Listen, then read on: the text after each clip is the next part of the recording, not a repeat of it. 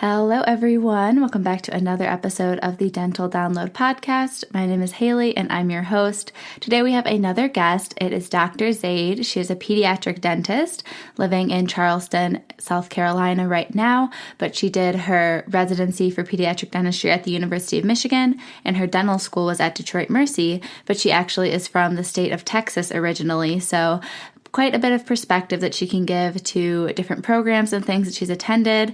And also we do talk about why pediatric dentistry was a good fit for her, how she likes the work, and she also goes into some details about both of those dental programs that she did attend. As usual for the intro, I'm just going to give a couple updates and then also share some motivation for you this week. I'm not going to give too many updates about things right now just because next week's episode is actually going to be a fall semester D1 year update, and you're also going to get to meet my roommate Amanda, and we're going to ask her some questions about her pre-dental journey and her journey to getting accepted into some dental schools, and I think you guys are really going to like hearing from her. We have very different life experiences and different involvement in undergrad, so I think that it'll give a unique perspective to what I've shared in the past about my own journey. But as for what's happening, just a couple quick updates. I moved to Ann Arbor, so exciting, and this is the first episode being recorded in my new room, so hopefully it sounds all right. But I'm trying my best to get out and explore, go for lots of walks, go to different coffee shops, do takeout from the different local restaurants here. They have a lot of really great small businesses that I'm excited to start trying out. And we also are split into two groups. I think I've mentioned that for school, and we only go in for sim lab or pre-clinic, whatever you guys call it. And so far we had one day where we just checked into our benches and literally went through a list to make sure we had everything. And then we've so far only done one day of actual sim lab where we got to drill. So our first set of assignments are class 1 amalgam preps. So we do, I think, 5 teeth that we have to get signed off, and then we have a practical on that. And then the next one is class 1 amalgam restorations. So that'll be in about 3 or 4 weeks. 3 weeks is when the preps are due and we have a practical, and then 2 or 3 weeks after that is when the restorations are due and we have a practical. And as of now, we're only able to go in and practice during our allotted time, but they're working to get us extra hours, after hours, again, still in small groups. So updates to come about that. Other than that, I won't really go into how the different classes are going until next week when I have a better idea, and also I can get Amanda's perspective too, because everyone experiences dental school differently and has different opinions about things. So I will wait till next week to share more updates about school and life with you guys. But as for motivation this week, I know if you are a student, you're probably just now starting off your fall term. So I just wanted to give the mindset that I always try to have coming into a new term is work absolutely as hard as you can at the beginning, because burnout is kind of inevitable. Obviously, you do your best to practice living a balanced life where you hopefully won't get burnout, but just going from summer to school by closer to finals and everything, you do kind of get a slump, or in November, you kind of have a slump by your third set of exams. So start working really hard now and try to get as high scores as you can on your first sets of exams, because that really just can take a weight off your shoulders. It's better to over prepare for your first set of exams and then take it back a notch than not preparing enough and feeling like you're just climbing this uphill battle all semester. So really try to set yourself up for success at the beginning of your fall term if you are a student, and that is the little bit of motivation I wanted to share this week. I'm trying my best to stay on top of classes and do the same thing, but it's obviously different when you're starting a new program and having a credit load, a workload that you've never had before, but I'm trying to take my own advice this term, so hopefully things will turn out well. But we are going to get into the episode with Dr. Zaid right now. I hope you guys all really enjoy it, and be sure to leave some feedback on the Dental Download Podcast Instagram if you did like it, and if you have any other guests that you would like me to have on here, just send me a message. If it's someone that's on Instagram, send me their @ so I can reach out to them, and I hope you guys like this episode. Want to make a podcast? Spotify's got a platform that lets you make one super easily and then distribute it everywhere and even earn money, all in one place for free. It's called Spotify for Podcasters. Here's how it works. Spotify for Podcasters lets you record and edit podcasts right away from your phone or computer, so no matter what your setup is like, you can start creating today. Then you can distribute your podcast to Spotify, but also everywhere else podcasts are heard. Video podcasts are also available, and you can earn money in a variety of ways, including ads and podcast subscriptions.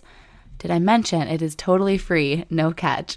I've been using Spotify for podcasters since the very beginning of my show, and now we're nearing our 200th episode. So I can definitely say it's an easy platform, and I've really loved using it. So be sure to download the Spotify for Podcasters app or go to www.spotify.com/podcasters to get started.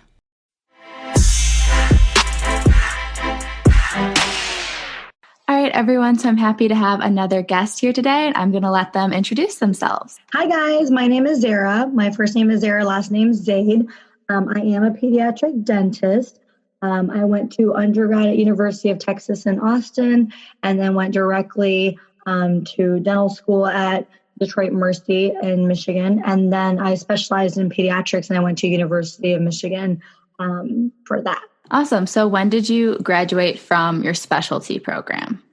So I graduated December of 2018. So it's kind of been a little bit over a year and a half. So still kind of new, but it is nice to not be in school anymore. Oh, yeah, I bet. So can you talk a little bit about choosing to specialize? Like how early on in dental school did you know you wanted to do pediatric dentistry? Yeah. So, I mean, I would say I would keep all your options open. I was just very much into outreach. So I would go to every outreach event, serving food to the homeless in Detroit, whatever. But I just felt like that was something that I did. And then I started doing a lot of just outreach for kids. And I've always just loved kids. My whole life before I went to dental, I was like, well, maybe I want to be a pediatrician. I just love kids. But then in dentistry, and in dental school, you don't necessarily always get the exposure to kids as you would want. And so I kind of just kept that in the back of my mind. I was super involved with ASDA, which I would definitely recommend, the American Student Dental Association. So I was super involved with that.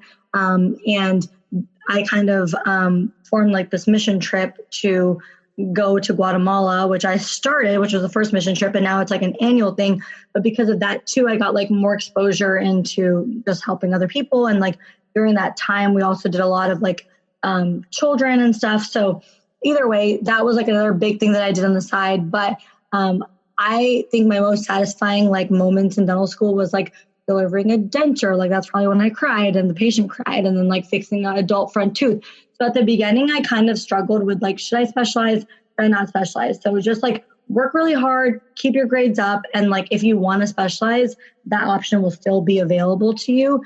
If you kind of go with the C's get degrees motto, you can still get it, but it's just a little bit harder. So I would just say work really hard. For me, the biggest thing was I'm just so patient. I feel my natural ability to just be super patient is there. And so I just felt especially with special needs, medically compromised kids or just mental health issues, I just can listen. And so I felt because I have that trait, I should specialize. And so it wasn't that I hated general. I had a hard time deciding. I was my patients love me. The adult patients, were so happy. I deliver their denture, I fix their front tooth, but I felt I could do more. So that's kind of when I decided that I just have this trait that a lot of people don't have, and it's very hard to find. And so that was my calling. But also I did a lot of oral surgery. So a lot of my recommendations were from oral surgeons and being in the oral surgery area. So when I interviewed a lot, they were did you apply to the wrong residency? And I was no, I just really like pulling teeth out. So I think it's just very important to do everything. Yeah, that kind of leads into my next question. So did you have a pediatric clinic at Detroit Mercy that you were able to shadow and observe in or anything?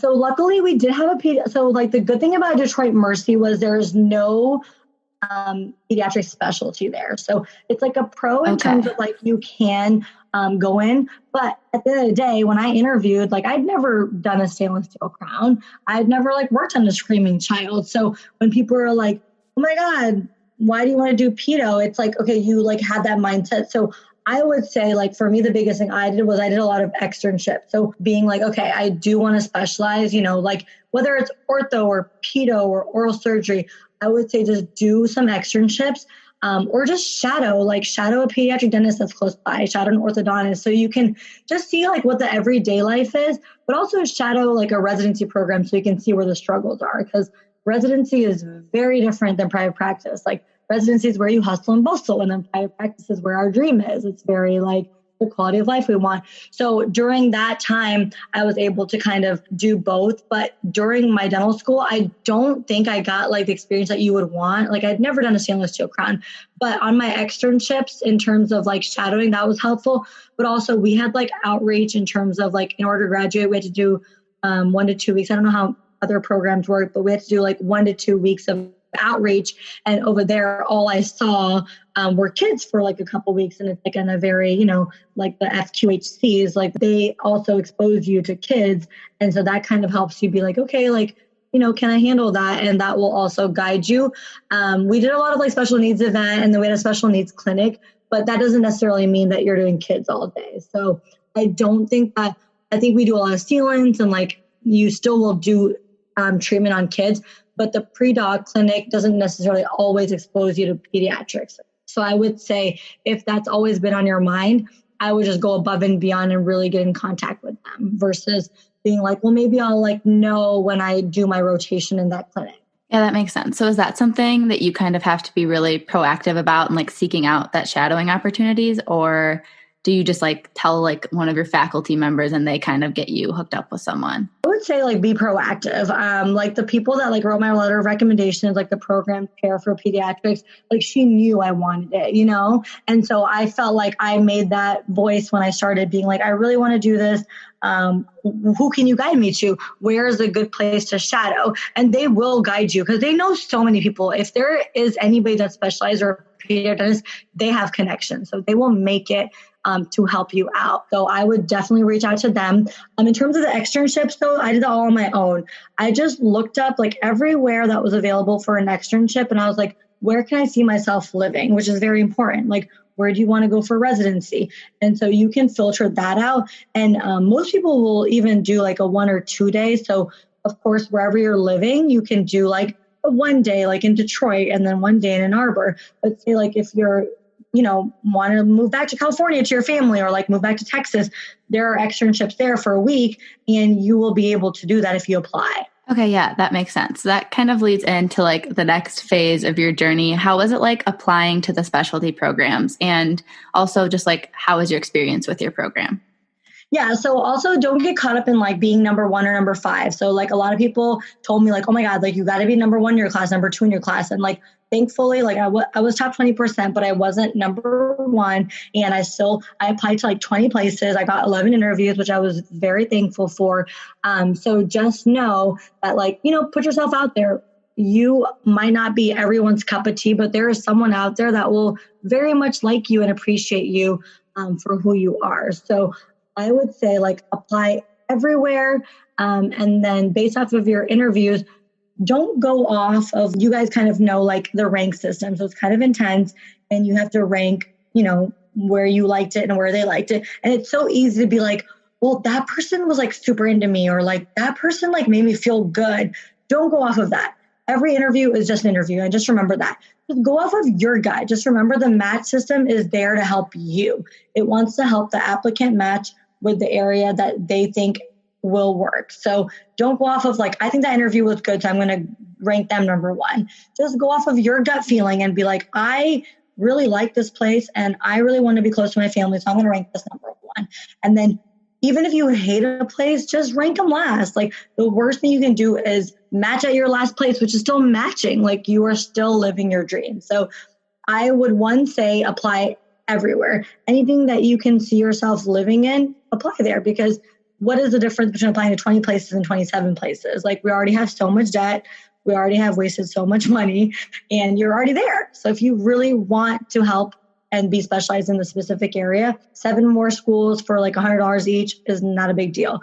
So don't get caught up on that. Apply everywhere you want to apply, and then just rank based off of your gut feeling of where you felt like you want to go versus how you felt like the interview went. So for interviews and like ranking and everything, so you applied to whatever number of schools. How likely is it that you get like interviews to those schools? Because I know for like applying to just like your normal 4-year dental program, like even getting an interview is pretty slim chances. Yeah, for sure. And I mean, okay, so like it's funny. I externed at like a lot of places. And there are some places I externed at where I for sure got an interview.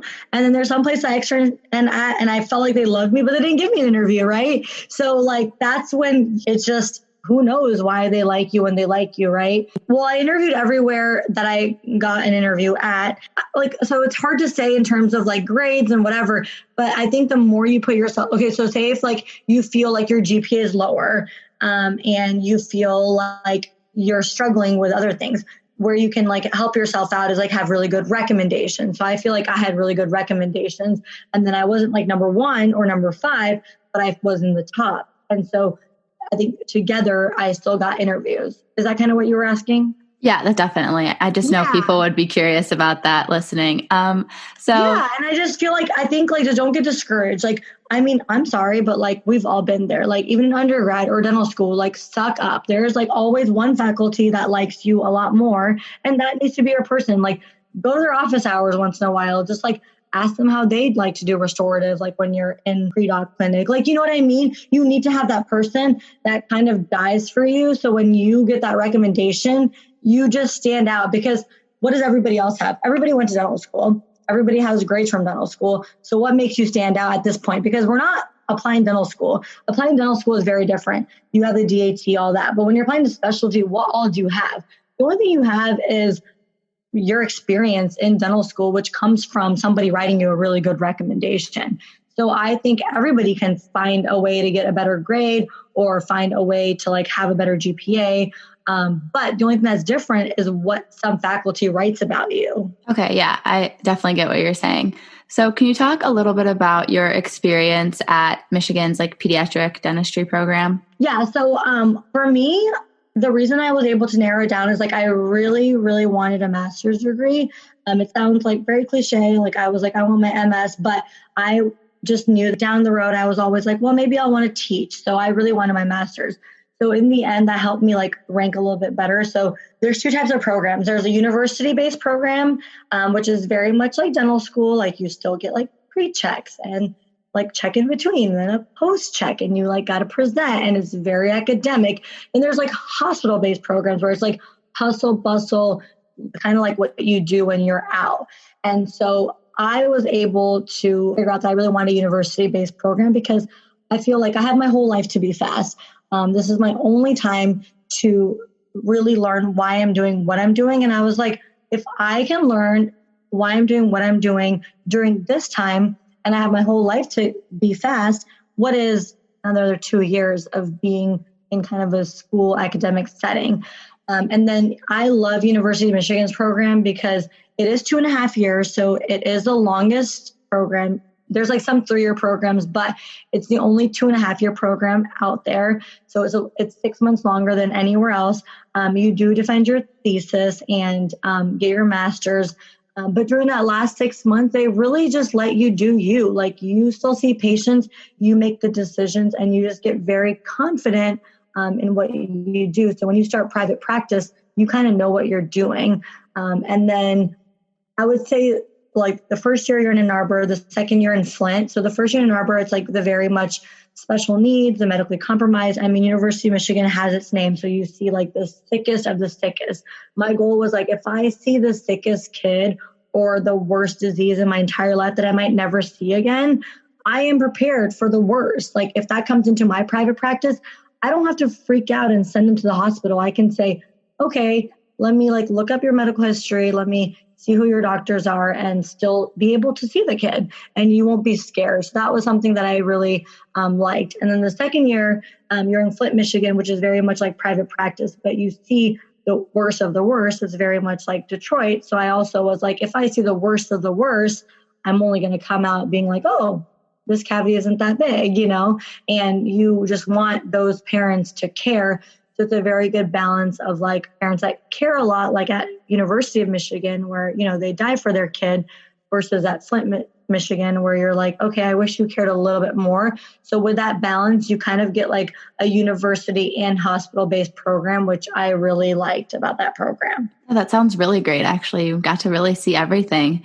Yeah. So once you finished up with your specialty program, what was your process like applying to jobs? And I know you can talk a little bit about what you're doing now. honestly, like the good thing about dentistry is that if you do specialize, regardless if it's like endo, pedo, pros are valued. So you will find a job anywhere. So don't worry about that. As a dentist, you should find a job anywhere. But as a specialist, you are very much valued and you can get a job anywhere. So never focus on being worried about having a job. Like you will find a job. And if you love what you do, you will love it.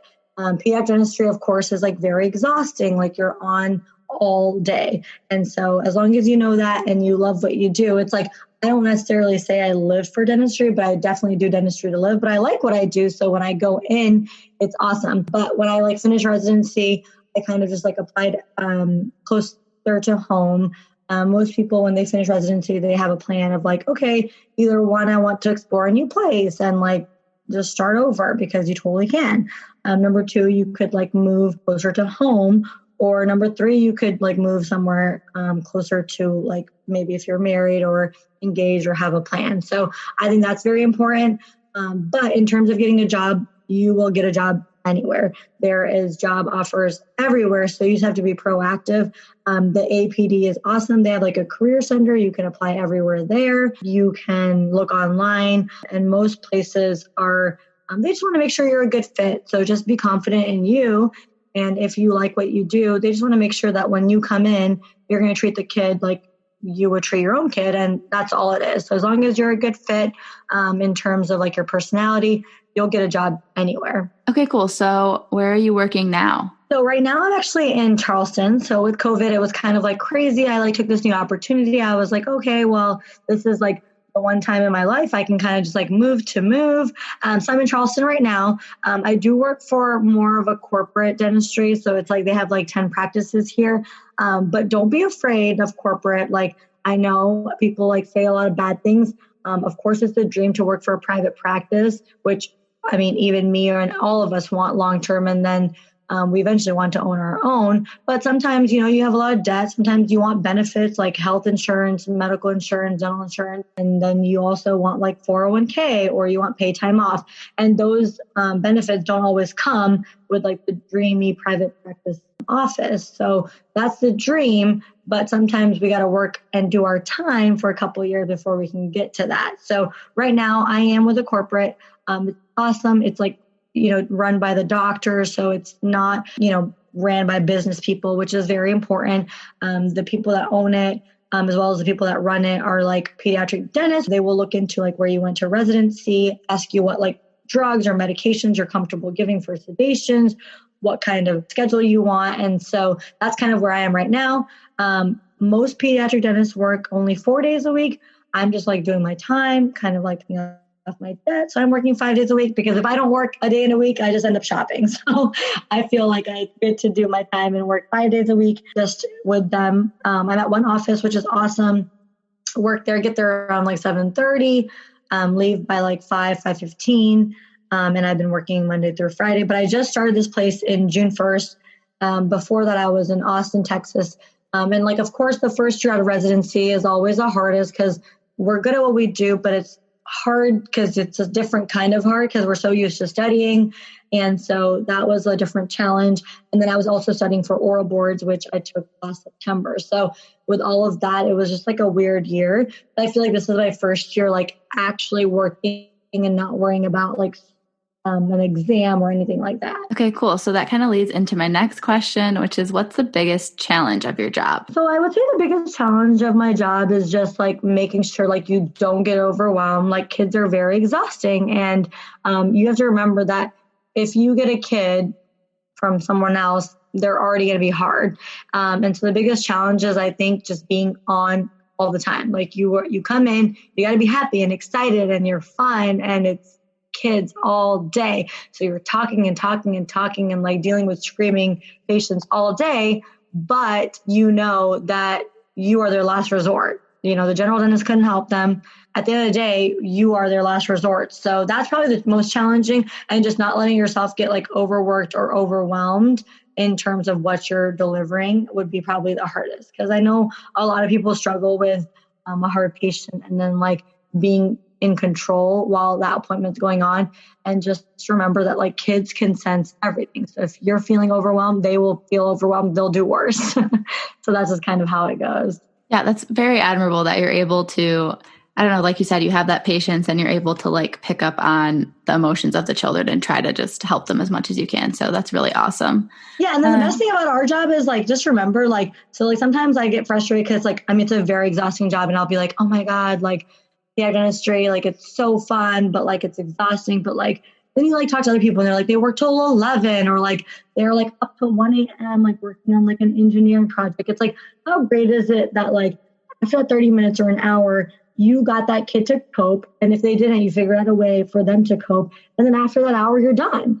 So like you don't have, when you leave work, you don't have to worry about that kid anymore because you did the best you could with the best you got. And at the end of the day, you did it and he's fine or she's fine. Yeah, that definitely makes a lot of sense. I know my friends in like business jobs, like they can just have so much extra work on the weekends and all that kind of stuff. So that's definitely a benefit to dentistry, I guess, if you're not running a practice on top of everything else. Yeah. So do you have any closing advice for dental students listening? I would just say, like, if you ever consider specializing, like whether it's pedo or ortho or endo, just like do your best. Like at the beginning of dental school, I would get anxious, like it's an exam, but just know what's the worst that can happen. You fail an exam, you retake it. Nothing bad can happen. And if you get through that, then you just like keep doing better and like you'll get A's and you'll get there. But if there's something that you really want to do, like reach out to like the pediatric department. Like there's always one person that's in charge and like get to know them and like find like a couple people that like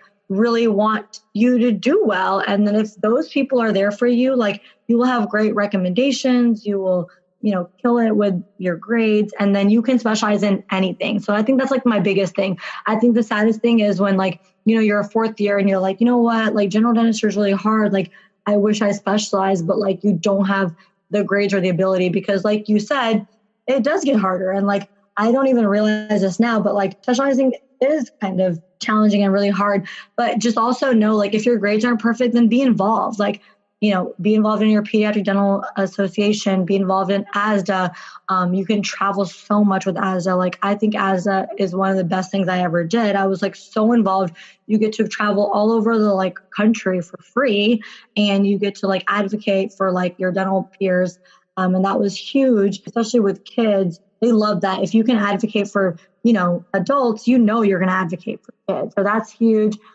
Just like do outreach, volunteer, but just keep your grades up and just know that like dentistry is an exhausting field, but it's only because, you're in it and it's hard right now, but eventually like your reward will come when you do your time. Thank you. Yeah. So thank you so much for everything today. What is the best way for people to get in touch with you if they do have any other questions? Can they reach out to you on Instagram?